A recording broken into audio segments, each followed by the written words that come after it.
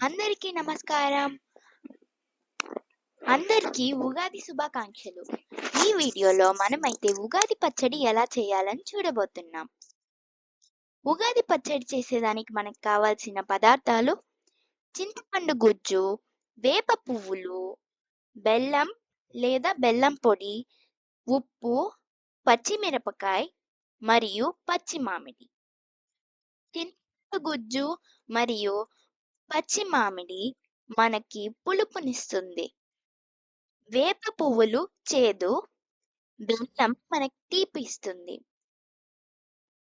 ఉప్పు మనకి ఉప్పగా ఉండేదానికి ఇస్తుంది. మరియు మనకి పచ్చిమిరపకాయ కారం ఇస్తుంది. అయితే మనం ఇంకా స్టార్ట్ చేద్దాం ఉగాది పచ్చడి చేసేది. మనము ఉగాది పచ్చడి చేయబోతున్నాం. ముందుగా మనము చింతపండు గుజ్జునైతే పోసుకుందాం.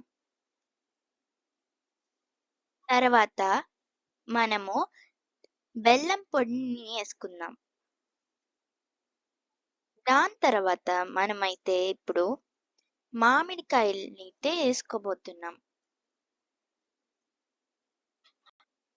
దాని తర్వాత వేప పువ్వులు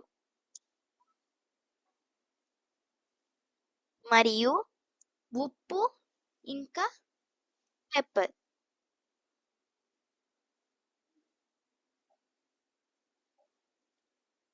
ఈ ఈ ఆరిటిని వేసుకొని మనమైతే ఇప్పుడు కలపబోతున్నాం.